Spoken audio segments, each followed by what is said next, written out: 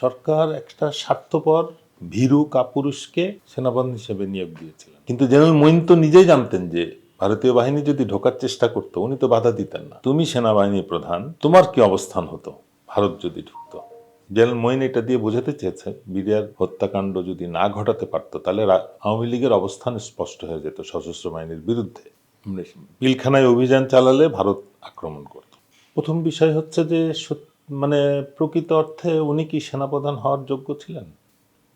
সরকার একটা স্বার্থপর ভীরু কাপুরুষকে সেনাপ্রধান হিসেবে নিয়োগ দিয়েছিলেন, যিনি 96 সালে জেনারেল নাসিম যখন অভ্যুত্থানের চেষ্টা করেন তখন তিনি প্রায় 2 থেকে আড়াই ঘন্টা পলাতক ছিলেন।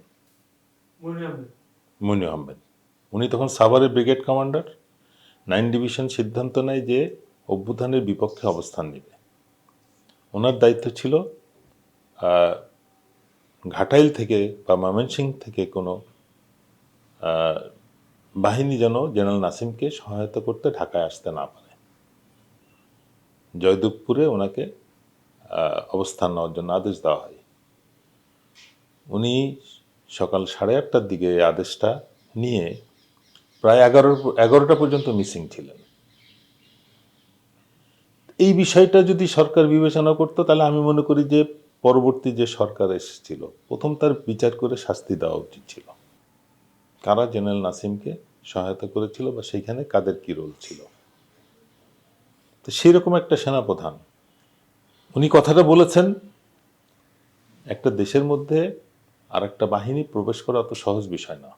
কিন্তু জেনারেল মঈন তো নিজেই জানতেন যে ভারতীয় বাহিনী যদি ঢোকার চেষ্টা করতো উনি তো বাধা দিতেন না। উনি যেভাবে বিডিআরের সামনে তার বাহিনীকে রেখে আদেশ না দিয়ে অক্ষম করে রেখেছিলেন 30 ঘন্টা, ভারতীয় বাহিনীও যদি ঢাকা এয়ারপোর্টে বা স্থলপথে বাংলাদেশে ঢোকার চেষ্টা করত তাহলেও সেনাপ্রধান বা সশস্ত্র বাহিনীর কোনো বাধা না থাকার কারণেই হয়তো তারা ঢুকতো। বাট সেটাও আমি মনে করি একটা অবাস্তব কল্পনা এবং রীতিমতন একটা সেনাপ্রধানের জন্য লজ্জাস্কর একটা বক্তব্য। সাথে প্রশ্ন তো ইউজুয়ালি আসতেই পারে যে ভারত কেন হামলা করতে চাইবে? সেটাই তো প্রশ্ন। সেটাই আমি মনে করি কমিশনের সেই প্রশ্নটাই করা প্রয়োজন ছিল। তুমি সেনাবাহিনী প্রধান, তোমার কি অবস্থান হতো ভারত যদি ঢুকতো? ভারত তো আর স্থলপথে ঢুকতো না, তারা হয়তো কোনো ছত্রী সেনা নিয়ে আসার চেষ্টা করত। তখন সেনাবাহিনীর এই ক্ষমতা কি ছিল না তাদেরকে আটকানোর? উনি কোন দৃষ্টিভঙ্গিতে বললেন যে 71 সালে তারা চলে গেছে এবার যেত না? তার মানে তাকে 111-এর কার্যক্রমের ছাড় হিসেবে তাকে এই কন্ডিশন দেওয়া হয়েছিল যে তুমি যে কোনো মূল্যে এটাকে সফল করবা, নাহলে তোমাকে 111-এর কারণে তোমাকে বিচার করা হবে।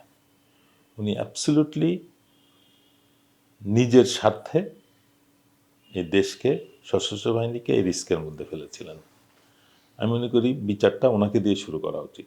ভারতের পছন্দের দল তো ক্ষমতায়, তো ভারত কেন আবার আক্রমণ করবে? এটা ইউজুয়ালি এটা মানে অগ্রহণযোগ্য বিষয় ছিল।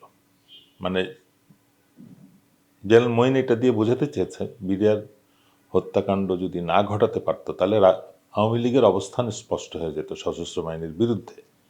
তখন আওয়ামী লীগের সরকারে টিকে থাকা সম্ভব হতো না। এই কারণেই বলছে আওয়ামী লীগ যদি ব্যর্থ হতো তাহলে হয়তো ভারত ইন্টারফেয়ার করতো। বাট আমি মনে করি যে ওই পরিবেশ বা ভারতের বর্তমান যে সেনাবাহিনী বা সশস্ত্র বাহিনীর যে সক্ষমতা আমরা দেখছি, এটা তাদের ওই হিন্দি সিনেমার বুলি ছাড়া আর কিছু না। সেনাবাহিনীর কোনো আগ্রাসী কোনো পরিকল্পনা বাস্তবায়নের যোগ্যতা আছে বলে আমি মনে করি না। 71 সালেও এটা তারা পারতো না যদি বাংলাদেশের যারা ফোর্স বা মুক্তিবাহিনী যদি তাদেরকে সাহায্য না করে।